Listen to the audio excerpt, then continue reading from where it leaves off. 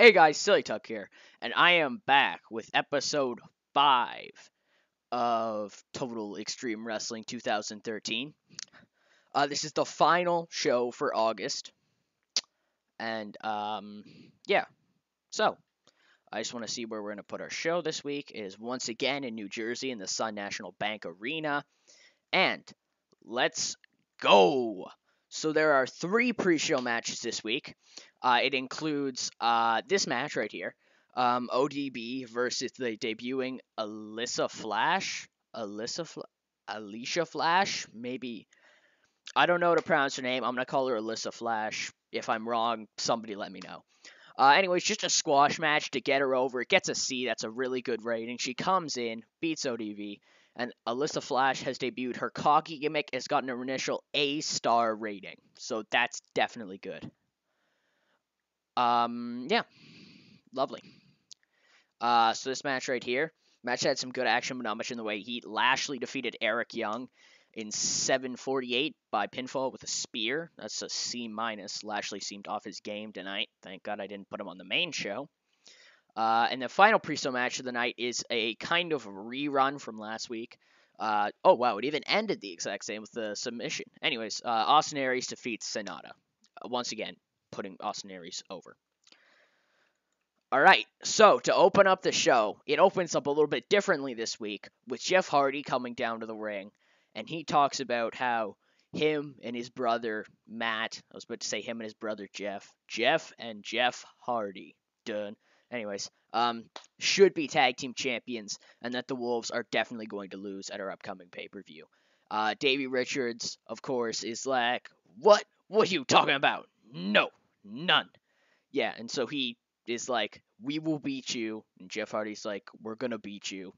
You know, general wrestling stuff.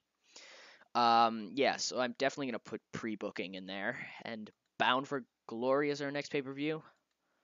No, it's not. Do I seriously not have a September pay-per-view? Man, what is wrong with me? I thought I got every single one. Ugh. What one doesn't have one? Oh, a whole bunch of them don't. Oh, I probably didn't save, did I? No, I didn't.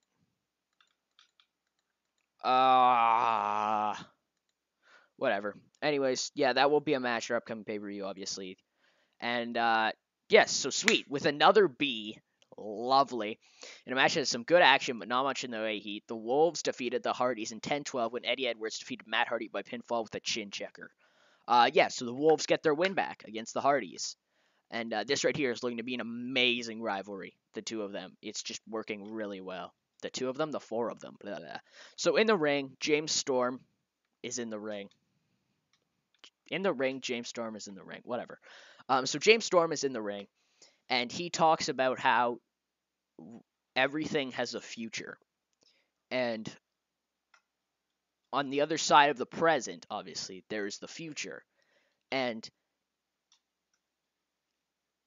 even now, in the present, there are things that only were good in the past. Take, for example, Samoa Joe. So James Storm claims that Samoa Joe is a has-been. He has no business at all trying for a title, and he needs to get out of his way. And get out of the way of the real challengers for the title. Yep. That was the C+. That's lovely. Anyways, now up next, C-. That could have been better. In a match with some good action, but not much in the way of heat, Samoa Joe defeat Ethan Carter III by submission with Coquina Clutch. During the match, we also had James Storm accidentally hit EC3. So James Storm comes down, tries to help out EC3. Well, not really trying to help out EC3, but trying to make sure Samoa Joe loses. Turns around, accidentally ends up hitting EC3, and Samoa Joe gets the win. Wish that was a better rating. Really do.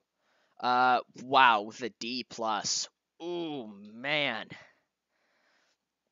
In a match that had some good action, but not much in the way of heat, Jimmy Jacobs defeated Adam Cole in 7:50 by submission with an end time after interference from Abyss. During the match, I should say after interference from Abyss and Hanson. So my comment on the last video was, what do you want me to name these guys? And I've discovered, and I've thought of a perfect name for them. Hanson has debuted his badass gimmick, which got an initial B+ rating.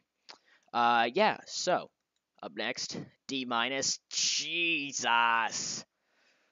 Hanson is probably bringing this down a lot. I should probably keep him at a lot of the angles. Jeez, which is weird too, because I used him a lot on this show. He is only enhancement talent, so I might put him down to developmental and bring somebody around to replace him. Anyways, Jimmy Jacobs is in the ring and introduces his new clients, aka his new group, the Hopeless. So the whole idea of the Hopeless is that they are, Jimmy Jacobs claims that Abyss and Hanson are souls that are lost, and they've lost all hope, and that he is their prophet, and he brings them hope. And without him, they are the Hopeless. Yeah, so that's my whole idea for that stable. I will probably remove Hanson if this next segment in a little bit here does really poorly as well. Turnway. Oh, yes. You sure you wish to continue without complete turn? No. Handle turns. Blah, blah, blah. 3 segments. Complete turn. Yes. Complete success. So, Abyss is now a heel. And wow, with a C-, man, where did all the good ratings go? It's like we used them all up in that second episode. Or in the first, 5 minutes of the show where you get, a C+ and then a B, whatever. The match has some good action, but not much in the way heat. Spud defeated Low Key in 743 by pinfall with a Spud Salt. So that's always interesting. C- there. Spud is celebrating his victory in the ring. Austin Aries runs in and attacks, beating Spud down to the mat. That got a D. A with a C, and a match that had some good action, not much in the way heat. Magnus and Bram defeated Team 3D and MVP and Kenny King in 10-17 when Bram defeated Kenny King by pinfall with a Velvet Noise following interference from Mr. Anderson. He also attacks MVP. Alright, that's kind of cool. So Shane McMahon is in the ring. Actually, no, he comes out on the stage. He says that he's booking Mr. Anderson to face the Hopeless in a handicap match next, and if he doesn't win the match, he's fired. Yes, I would like to continue. With a C-, Anderson completely carried this.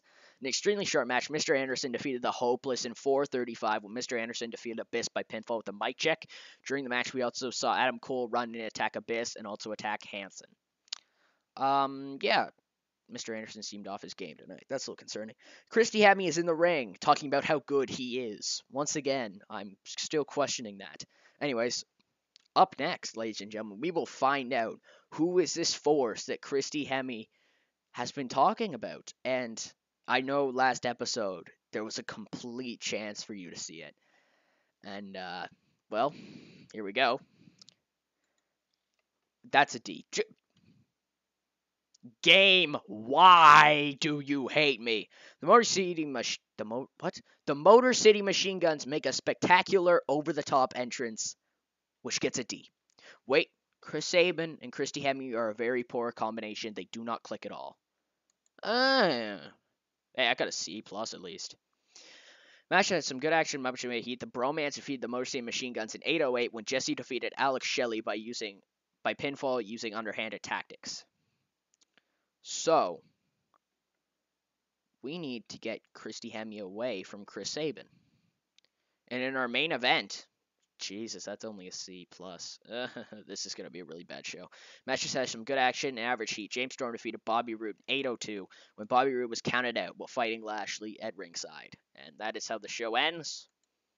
Yes, it is. We got a C+. Well, that's better than last show. Never mind. All those D's didn't affect us at all.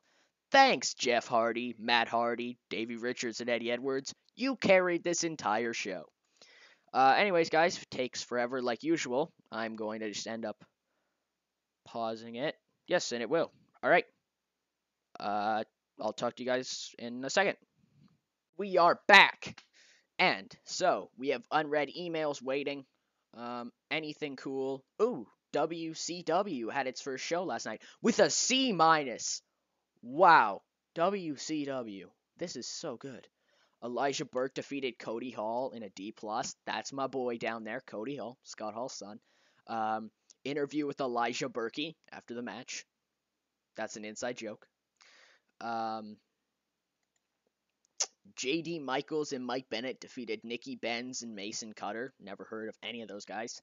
Barbie Blank defeated Josie for the WCW Queen of the Ring title. Oh, so coveted. Skit involving Ted DiBiase Jr. and Maria Kanellis. JT Talent. Sounds like JTG if he was like, I don't know, Hollywood. He defeated Lash LaRue and Shark Boy for the WCW Arena Championship. Oh, okay. Pinky Sanchez defeated Johnny Cashmere. And in the main event, Scotty Flamengo defeated the Big O for the WCW Triple Crown title. That's kind of cool. Anyway, Scotty Flamengo wins the title. Sweet. Our feedback from viewers has been great, and it's drawn a lot of praise. WCW Final Appear has been awesome. It was an awesome show. I'm happy for like my little. It's like my son. I love you, WCW. Yeah, sweet. That was a really good rating. Oh, Gunner and Tommy Dreamer have morale issues. What's up? They're irritated at being left off Impact. Whatever. I'll throw $1,000 at Tommy Dreamer, and I'll throw $1,000 at Gunner. Here, take money. Sweet. So yeah, like I said, we are already making we've already doubled the expenses that it was of our dojo, or not our dojo, our developmental territory. Cody Hall, there he is. That's the guy, son of Scott Hall. Something I gotta see here for a minute is, WCW. Oh, right, it would be World Class Wrestling. I just want to see their roster and how everybody fits in. Whoa, that's a nice roster. I just want to see who their main eventers are, kind of what they've got going on. So Cody Hall's a mid-carder. That's kind of cool. Elijah Burke is a main eventer. So, I just want to ask something. When has Elijah Burke ever used the pimp gimmick? I've never been aware of that. Maybe I'm completely wrong and he's used it a lot. I just don't know of him. Then again, the only time I ever know of him doing anything decent was when he was in WWE or TNA as D'Angelo Gennaro. Yeah, Mid Carter, JT Talent, Mid Carter, Race the Arena Champion. Casey James, Katrina Waters, not Waiters, Lash LaRue. Apparently he was in WCW at some point, which kind of made me laugh seeing that. Maria Kanellis exists, Mason Cutter. Yeah. Mike Bennett. I had Mike Bennett in a old thing I did. He's really quite a good talent. Rebecca Bayless. Scott Hall. Oh, sweet. They have Scott Hall. He's a manager too, so I really hope he's managing. What's his name? You know, Cody Hall. Scotty Flamengo. That's their champion. He's an upper mid carder. That's kind of nice. Shark Boy's an upper mid carder. They have no main eventers. Oh, they have Shell Guerrero. Isn't she? Yeah. Oh, I didn't. No, I don't know if she's directly related to Eddie or not, but yeah. Oh, Ted DiBiase's a heel. That's cool. The Big O is an upper mid carder. Oh, Tony Schiavone. Schiavone, whatever it is. Yeah. So Booker is Bill Behenrez. Behenrez. Anybody we're talking to right now? No. Creative meeting. Hidden Gems. Anybody cool who I'd think about trying to sign? Oh, right, yeah. Aren't I trying to sign Matt Sydal? Oh. Oh. What? Did I, like, reject the offer on him, or did I? What happened to him? What the heck? Does it show him on here? Matt Sydal? No, it doesn't. Did I not? Oh, I mustn't have talked to him. Oh, I could get Ted DiBiase Jr. That'd be alright. Yeah, I guess I'd get Johnny Gargano.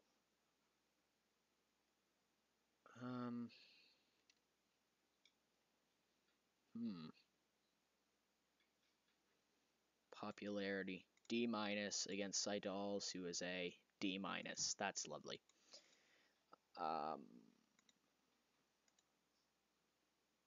but Ted DiBiase Jr.'s is a D plus, and I think I can work better with him, so I'm gonna try to get him written. Jeez, that's a lot for him, but whatever. I don't care. I'll pay it. I've always liked him. He's a good wrestler. Anybody else who I'd want to get? Isn't because right, the Briscoe brothers broke up, right? That was like a big thing. Yeah, I think so.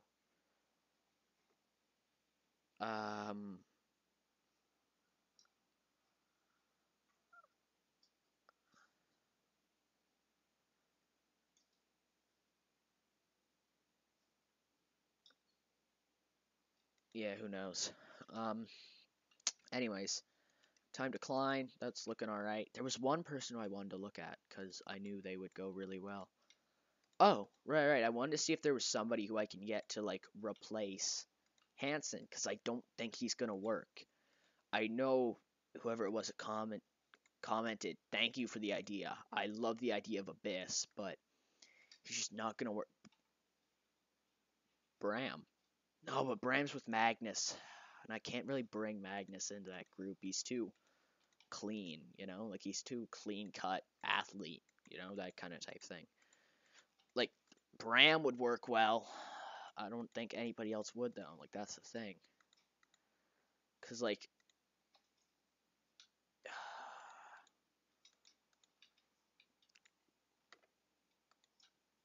you know who I could go to? Yeah. I go to Drew Hankinson. Try to get him. Yeah, you know what? Yeah. Yeah, why not? You know what? Yeah, let's do it. Boom. So hopefully then the next episode he will be replacing uh what's his name? Hanson. And once again, I'm sorry to whoever left that comment. I'm gonna send him down to developmental just because he's just gonna learn more down there. I think he's just gonna work better down there. Developmental, yeah, Hanson.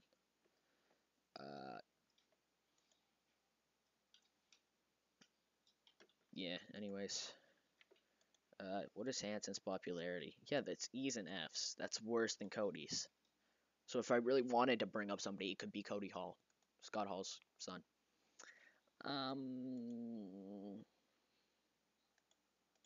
Yeah.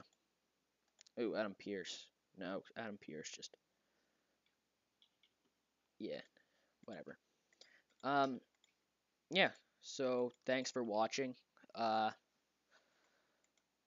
don't think there's anything else I wanted to talk about in this episode, really. No. I will fix up the pay-per-views here in a minute. Yeah. So, yeah. Silly Tuck out.